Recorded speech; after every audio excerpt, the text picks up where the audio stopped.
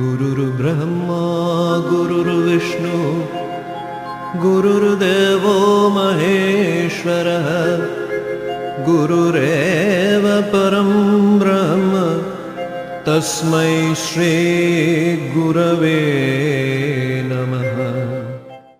আজি প্ৰথম খণ্ডৰ ৭২ নম্বৰ অধ্যায়, পৃষ্ঠা নম্বৰ ২২৭ পৰা ২৩২, শ্লোক ৫৪১ পৰা ৫৫৯।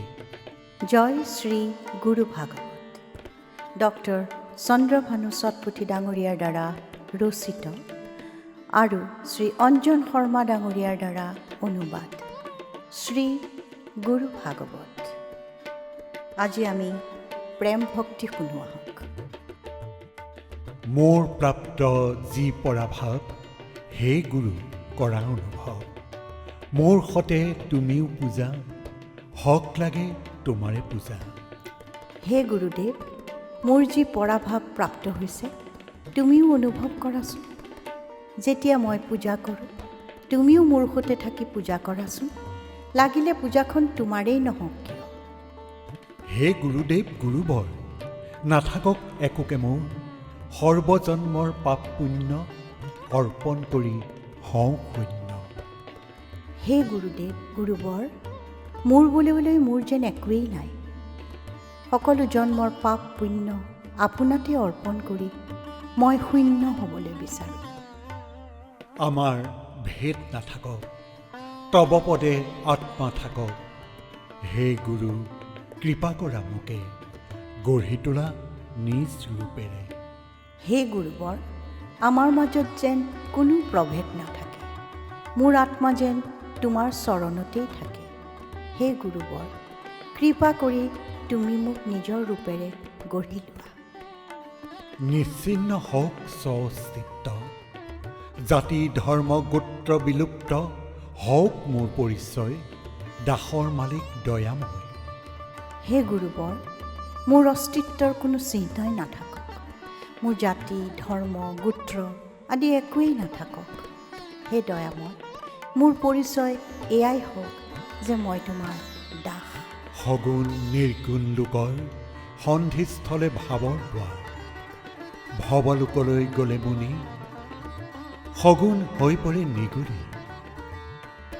সগুণ আৰু নিৰ্গুণ লোকৰ সন্ধিস্থলত ভাৱৰ দুৱাৰ থাকে।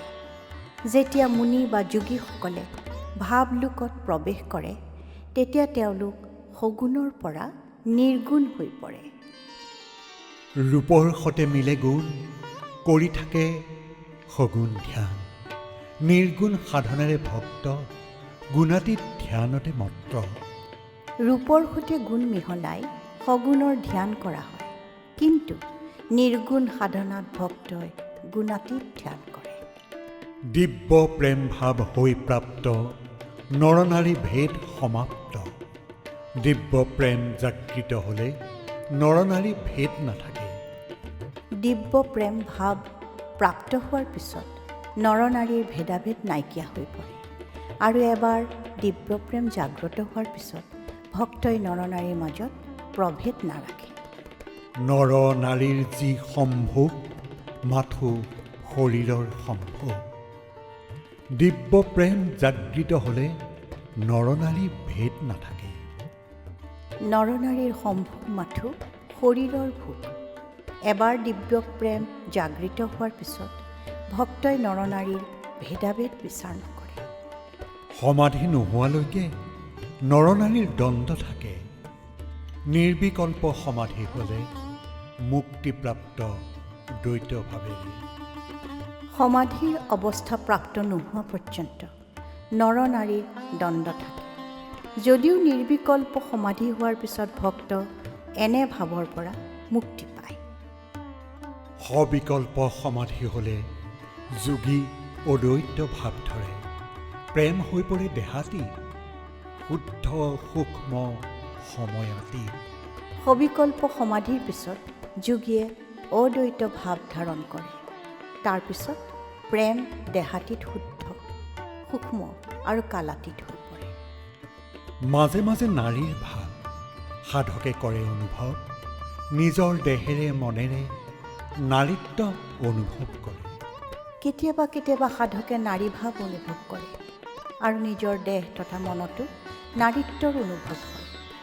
সেই দুই অনুভৱেৰে অৰ্ধ নাৰীশ্বৰ হৈ পৰে। কামনা বীজ মৰি যায়, অদ্বৈত প্ৰেম প্ৰাপ্ত হয়। নৰ নাৰী এই দুয়োটা অনুভৱ পাই তেওঁ অৰ্ধ নাৰীশ্বৰ হৈ পৰে। তেওঁৰ কামৰ বীজ মৰি যায় আৰু তেওঁ অদ্বৈত প্ৰেম প্ৰাপ্তি হয়।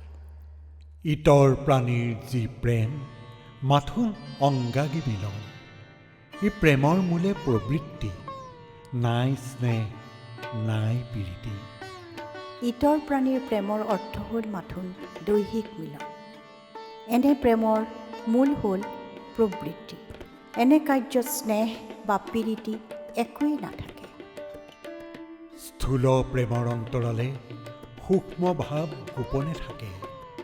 দৈহিক প্ৰেমত যি ৰত, সেই প্ৰেম অতি বিকৃত। বাস্তৱিকতে স্থূল প্ৰেম ভাৱৰ অন্তৰালত গুপ্ত ৰূপেৰে সূক্ষ্ম ভাৱ সোমাই থাকে। যি দৈহিক প্ৰেমত ৰত হৈ থাকে, সেই প্ৰেম অতি বিকৃত হয়।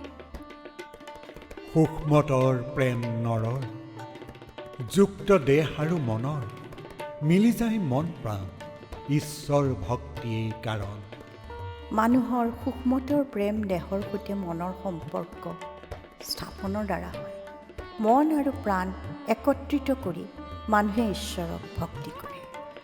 ধৰাৰ অন্য প্ৰাণীবোৰ ভাৱ নাই সূক্ষ্ম প্ৰেমৰ, দেহৰ সম্বন্ধহে থাকে, ইন্দ্ৰিয় ক্ৰিয়া চলি থাকে। পৃথিৱীৰ অইন প্ৰাণীবোৰৰ ক্ষেত্ৰত সূক্ষ্ম প্ৰেমৰ ভাৱ নাথাকে। সেইবোৰ প্ৰাণীৰ পাৰস্পৰিক শাৰীৰিক সম্বন্ধ থাকে আৰু ইন্দ্ৰিয় ক্ৰিয়াৰে পৰিচালিত হয়। সূক্ষ্ম প্ৰেমক ভগৱানে সূক্ষ্মভাৱে গ্ৰহণ কৰে। ভক্তিৰ সেয়া অন্য নাম, আনন্দেৰে জড়িত প্ৰেম। ভগৱানে সূক্ষ্ম প্ৰেমক সূক্ষ্মভাৱে গ্ৰহণ কৰে। সেয়ে ভক্তিৰ অইন নাম হ'ল আনন্দযুক্ত প্ৰেম। নৰৰ ক্ষুদ্ৰ জীৱনতে প্ৰেম মিলে বহু প্ৰকাৰে। পিতা মাতা বা বন্ধু ভ্ৰাতা, দাস পুত্ৰ ভগ্নী বা কন্যা। মানুহৰ ক্ষুদ্ৰ জীৱনটোত বহু প্ৰকাৰৰ প্ৰেম প্ৰাপ্ত হয়, যেনে পিতা মাতা বন্ধু ভ্ৰাতা, দাস পুত্ৰ ভগ্নী বা কন্যা আদি। প্ৰাণীৰে ভৰা জগতৰ সবৰে শ্ৰেষ্ঠ প্ৰাণী নৰ। শ্ৰেষ্ঠৰ মূলে প্ৰেম শক্তি, শ্ৰেষ্ঠ প্ৰেমেই প্ৰভু ভক্তি। এই জগতখন প্ৰাণীৰে ভৰপূৰ আৰু প্ৰাণীৰ শ্ৰেষ্ঠ হৈছে মানুহ। মানুহৰ শ্ৰেষ্ঠতাৰ মূলতেই হ'ল প্ৰেম শক্তি আৰু শ্ৰেষ্ঠ প্ৰেমৰ অৰ্থই হ'ল প্ৰভু ভক্তি। আজি আমি শ্ৰেষ্ঠ প্ৰেমৰ পৰিভাষা শুনিলোঁ। আজিলৈ আমি ইমানতে সামৰিলোঁ। অহা খণ্ডত পুনৰাই লগ পাম। জয় শ্ৰী গুৰু ভাগৱত।